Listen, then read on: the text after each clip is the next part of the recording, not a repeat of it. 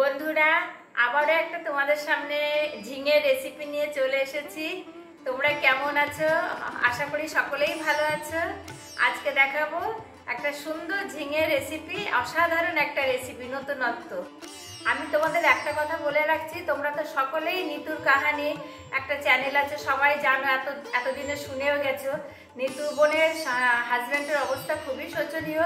আমরা যদি সবাই মিলে নিতু বোনের পাশে একটু থাকি তাহলে নিতু বোন একটু উপকৃত হয়, অন্তত ভিউজ দিয়ে।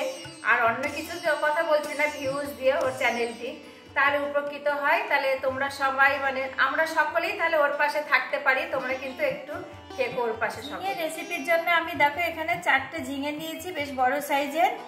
আর মশলার মধ্যে নেব 1 চামচ পোস্ত, হাফ চামচ জিরে, গোটা জিরে, আর 4-5টা কাঁচা লঙ্কা, আর 1 চামচ, ছোট চামচের 1 চামচ মৌরি। এই মশলা দিয়ে আমার রেসিপিটা হয়ে যাবে।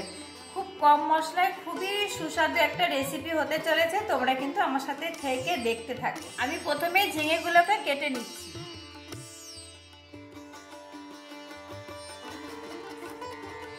দেখো ঝিঙেগুলোকে আমি এইভাবে দুভাগ করে নিয়ে একটু ওপর একটা মাথার থেকে চিড় দিয়ে দিয়ে কেটে নিচ্ছে। দেখো এইভাবে। দেখো ঝিঙেগুলো ভালো করে কেটে আমি ধুয়ে নিয়েছি। এবারে কড়াই বসিয়ে দিয়েছি। এবার রেসিপিটা শুরু করব।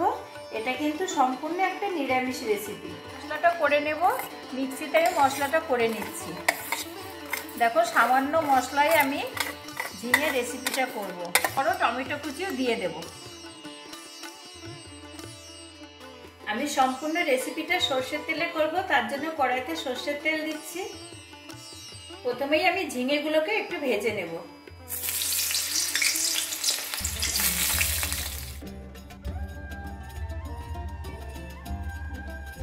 এরকম ঝিঙেটা ভাজা হয়ে গেছে, এর বেশি আমি আর ভাজবো না, এবার তুলে নেব।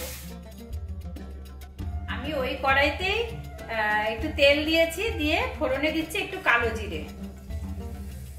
জিরে, পোস্ত, মৌরি, কাঁচা লঙ্কা আর বড় সাইজের একটা টমেটো করা পেস্ট করে নিয়েছি, সে মশলাটা এবার দিয়ে দেব। মশলাটা খুব ভালো করে কষিয়ে নেব। আর দিয়ে দিচ্ছি একটু লবণ আর হলুদ গুঁড়ো। মিক্সির বাটি ধোয়া জলটা দিয়ে মশলাটা খুব ভালো করে কষিয়ে নেব। যেহেতু নিরামিষ রেসিপি তাই আমি অল্প একটু চিনি অ্যাড করছি, একটু অপশনাল। দেখো মশলার থেকে কি সুন্দর তেল ছেড়ে গেছে, কষানো হয়ে গেছে। এবার ঝিঙেগুলো অ্যাড করে দিচ্ছি।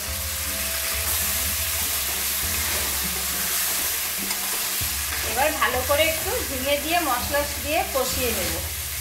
ঝিঙের সাথে খুব ভালো করে মশলাটা কষিয়ে নিয়েছি, তেলও ছেড়ে দিয়েছে।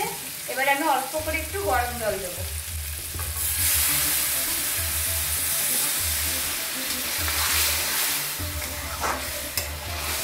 এইটুকু জল দিলেই হয়ে যাবে, কারণ ঝিঙে তো খুব তাড়াতাড়ি সেদ্ধ হয়ে যায়। এবার আমি ঢেকে দেব।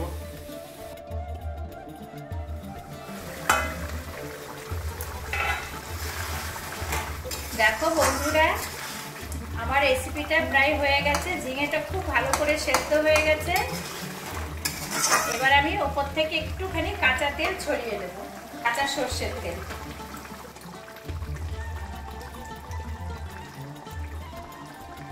মিনিট মতো ঢেকে নামিয়ে নেব। ঝিঙের রেসিপিটি বানিয়ে ফেললাম। তোমরা কিন্তু নিরামিষ দিনে এই রেসিপিটা করতে পারো। সবাই কিন্তু চাইবে বারবার, একবার হলে হবে না। আর আমার এই রেসিপিটা তোমাদের কেমন লাগলো অবশ্যই জানাবে। আর আমার চ্যানেলটি তোমরা অবশ্যই সাবস্ক্রাইব করে দিও।